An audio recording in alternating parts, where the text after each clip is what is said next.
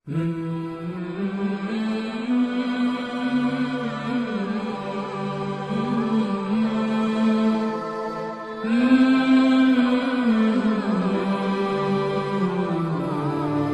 पर एक बात मैं आपसे ये ज़रूर कहूँगी कि अपनी ज़िंदगी में कोई एक काम, कोई एक इबादत, कोई एक नेकी ऐसी ज़रूर कीजिए जिसका पता सिर्फ़ आपको और अल्लाह ताला को, जिसका किसी को भी ना पता हो, आपके बच्चों को भी ना पता हो।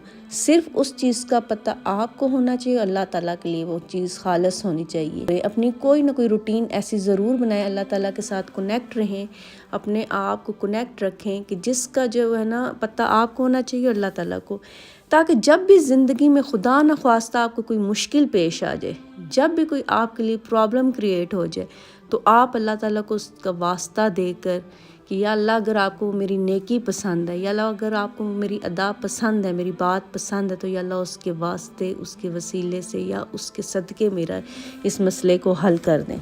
अस्सलाम वालेकुम माय यूट्यूब फैमिली, कैसे हैं आप सब? उम्मीद है आप सब ठीक होंगे। अल्हम्दुलिल्लाह जी, मैं भी बिल्कुल ठीक और एक नई वीडियो के साथ आपकी खिदमत में हाजिर हूँ।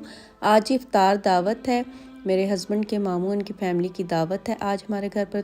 यहाँ पर जो फ्रिज है ना, मुझे बहुत ज़्यादा गंदा लग रहा था ओवन, इसकी मैंने सोचा कि क्लीनिंग वगैरह कर देती हूँ, उसके बाद है जो है ना काम वगैरह मैं स्टार्ट करती हूँ, क्योंकि काम काफ़ी ज़्यादा था, डिशेस वगैरह बनानी थी। अच्छा, जो मैं पिछली वीडियो अपनी अपलोड की थी ना इफ्तार दावत की, तो वहाँ पर मैंने कहा कि 14 डिशेस जो है ना इफ्तार दावत में, तो किसी ने मैसेज किया कि इतनी ज़्यादा डिशेस बनाने की क्या ज़रूरत है, जो है ना रमज़ान तो इबादत के लिए होता है। बेशक रमज़ान मुबारक इबादत के लिए होता है, लेकिन जब आप किसी की दावत कर रहे हैं, जब आपके घर कोई मेहमान आ रहा है, तो आपने मेहमानों के लिए खुले दिल के साथ बनाना है। जितना आपका बजट है उतना आपने उस हिसाब से उनकी दावत करनी है। मेहमान अल्लाह की रहमत होता है, और जब आते हैं आपके घर पर, तो जब वापस जाते हैं आपकी बहुत सी परेशानियां मुसीबतें साथ लेकर जाते हैं। आज भी जो हो सकेगा मैं उनके लिए बनाऊंगी। और यहाँ पर डोनट की रेसिपी मैंने आपके साथ शेयर की हुई है, खजूरों की रेसिपी मैंने आपके साथ शेयर की हुई है, बिरयानी की रेसिपी मैंने आपके साथ पिछली वीडियो में शेयर की हुई है। काफ़ी सारी रेसिपीज़ जो है मैंने आपके साथ पिछली वीडियो में शेयर की हुई है। आज एक स्वीट डिश बनाऊंगी यूनिक सी, आपके साथ उसकी रेसिपी पूरी डिटेल के साथ शेयर करूंगी, तो घर पर ज़रूर ट्राई कीजिएगा वो डिश, तो आपको बहुत ज़्यादा पसंद आएगी स्वीट डिश। तो आज चलें जी, अब बनाते हैं वो स्वीट डिश। ये जो स्वीट डिश है, ये मैंने जो है ना सहरी के टाइम बनाकर फ्रिज में रख दी थी। यहाँ पर जी सबसे पहले आपने लेना है 1 किलो दूध ले लीजिए, फिर उसके अंदर जो है 2 कप मैंने मैदे के डाले हैं, और 1 कप जो है वो मैंने चीनी का डाला है। बहुत आसान सी रेसिपी और बहुत जल्दी तैयार हो जाती है। फिर 2 चम्मच जो कॉर्नफ्लोर के इसके अंदर ऐड करने हैं। अगर आपके पास वनीला एसन है तो 1 चम्मच वनीला एसन डाल दीजिए, वरना मैंने यहाँ पर जो है चॉकलेट एसेंस ऐड किए, ठीक है। फिर इनको अच्छी तरह से आप मिक्स कर लीजिए कि कोई गुठली इसके अंदर ना रहे। अच्छी तरह मिक्सिंग करने के बाद आप इसको चूल्हे के ऊपर रख दीजिए, मीडियम टू लो फ्लेम के ऊपर से चूल्हे पे रख दीजिए। मुसलसल चम्मच हिलाते रहिए ताकि ये जो है ना इसके अंदर कोई गुठली ना बने। जब ये इस तरह से थिक हो जाए तो इसके अंदर 2 चम्मच जो है वो आपने मक्खन के ऐड कर देने, और इन्हें अच्छी तरह मिक्स करके जब इस तरह से ये थोड़ा थिक हो जाए तो इसे चूल्हे से उतार लीजिए। उसके बाद आपने क्या करना है, कांच के गिलास ले लीजिए इस तरह से, और ये जितना भी लिक्विड है इन ग्लासेस के अंदर आपने ऐड कर देना है। अगर आप मेरे चैनल पे नए हैं तो प्लीज़ मेरे चैनल को लाइक, सब्सक्राइब और शेयर लाजमी कीजिए, ताकि आप अच्छी अच्छी वीडियो आपको मिलती रहें। जब आप ये सारा मिक्सचर जो है इसके ग्लासेस के अंदर ऐड कर देंगे, तो इनको 2 घंटे के लिए आपने फ्रिज में रख देना है, ताकि ये जम जाए जितना भी है इसके अंदर मिक्सचर वगैरह। जब ये जम जाए तो इस तरह से आप हिलाएंगे, तो ये सारा जितना भी आपने जो मैदा और दूध का डेजर्ट के लिए हमने तैयार किया है, वो सारा इससे बाहर आ जाएगा ग्लासेस के अंदर से। बहुत हल्के हाथों के साथ आपने ये काम करना है, बहुत आसानी के साथ ये ना ग्लासेस से बाहर आ जाएगा, ठीक। 2 मिनट वेट करेंगे तो ये बहुत ईजीली इस तरह से हिलाने से बाहर आ जाएगा। फिर आप पिस्ता, बादाम, जो भी चीज़ आपके पास उसे क्रश कर लीजिए इस तरह से। मैंने मूंगफली और पिस्ते को क्रश किया, बहुत बारीक नहीं करना, मोटा मोटा क्रश करना, और इस तरह से फोल्ड करके आपने ना इस मिक्सचर में आपने इसको लगा लेना है इसके ऊपर, और फिर इस तरह आराम से आपने इसके अंदर कट लगा लेने हैं, ताकि जो है ना इसका सेपरेट कर लेना है। उसके बाद मैंने जो है ना सेपरेट प्लेट्स में निकाल के रख दी है इनको। यहीं पर अब मैंने जो है ना चॉकलेट गनैश तैयार की थी, आप इसको जो है ना वो जैम के साथ भी डेकोरेट ऊपर से कर सकते हैं। मैंने गनैश तैयार की तो मैं ये गनैश ही इसके ऊपर लगाऊंगी चॉकलेट। और फिर स्ट्रॉबेरी मेरे पास पड़ी थी तो स्ट्रॉबेरी के साथ जो है ना मैंने इसे ऊपर से डेकोरेट कर दिया। और ये थी जी फाइनल लुक मेरे डिज़र्ट की। आपको कैसी लगी मुझे कमेंट में ज़रूर बताइएगा।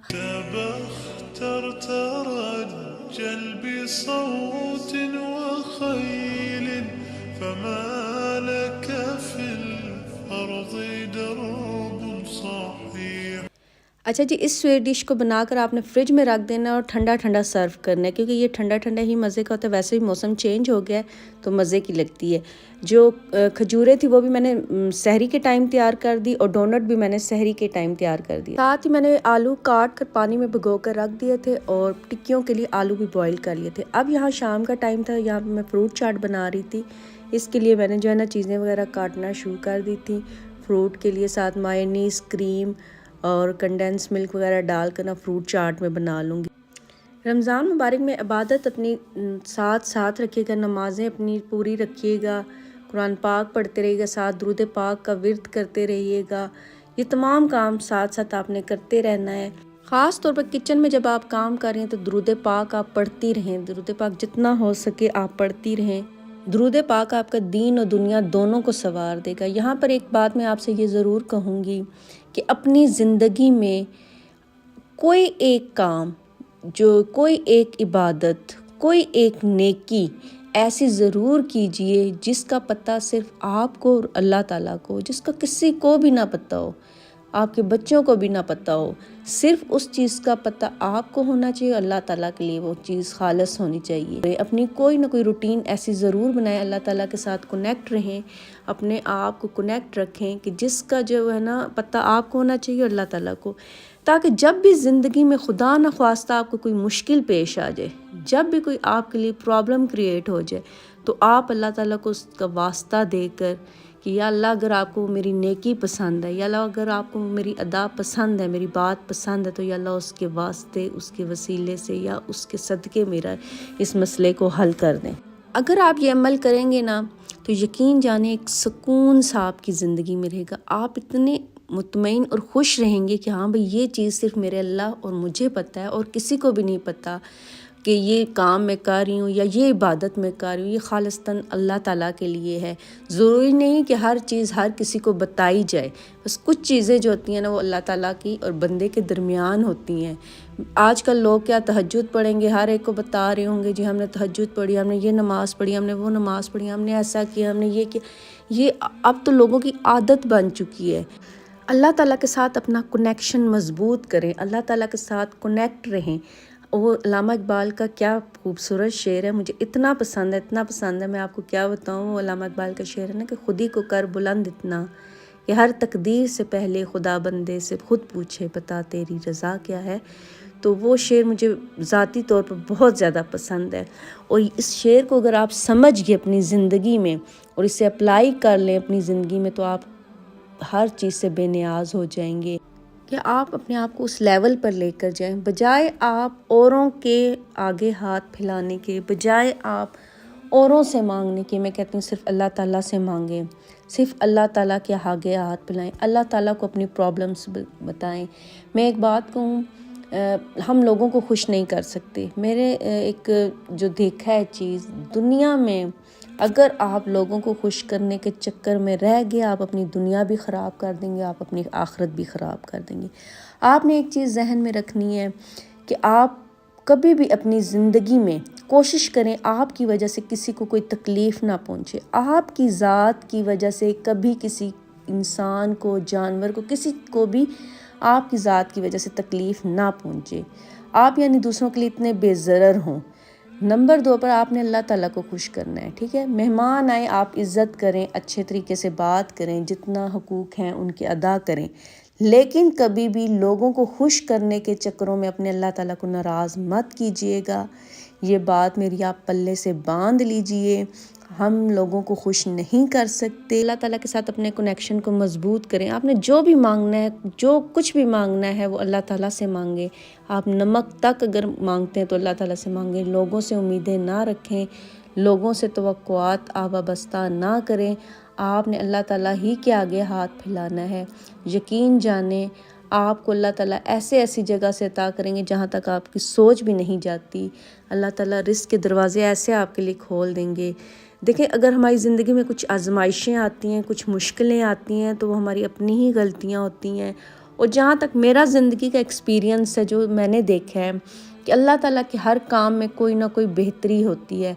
अगर हमारी ज़िंदगी में अल्लाह ताला कोई मुश्किलात लेकर आते हैं या कुछ भी हमारी ज़िंदगी में प्रॉब्लम्स आती हैं, तो इसमें भी अल्लाह ताला की मोहब्बत होती है हमसे।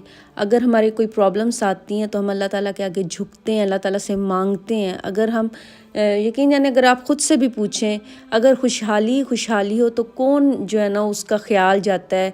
वो तो लोग अपने ही धुन में लगे हैं, दुनिया में ही खोए रहें, उन्हें अल्लाह और उसके रसूल की याद ही ना है। जब कहीं हम खुशहाल होते हैं, बीच में थोड़ी सी प्रॉब्लम आती है, कुछ होती है, तो लोग फ़ौरन मस्जिदों की तरफ भागते हैं, लोग फ़ौरन अल्लाह की तरफ फ़ौरन रुजू करते हैं। तो ये भी अल्लाह ताला की मोहब्बत होती है कि मेरा बंदा भटक ना जाए, कुछ ना हो जाए।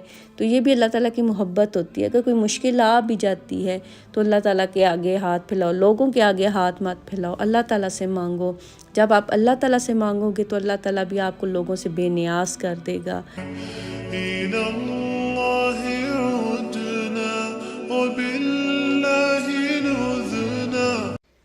यहाँ पर मैं रोल, समोसे, पकोड़े वगैरह जो है ना फ्राई कर रही थी, और साथ साथ बर्तन जितने भी है ना वो मैं संभालती जा रही थी, रखती जा रही थी। मैंने कहा जो गंदे वगैरह हो रहे हैं वो रखती जाऊँ।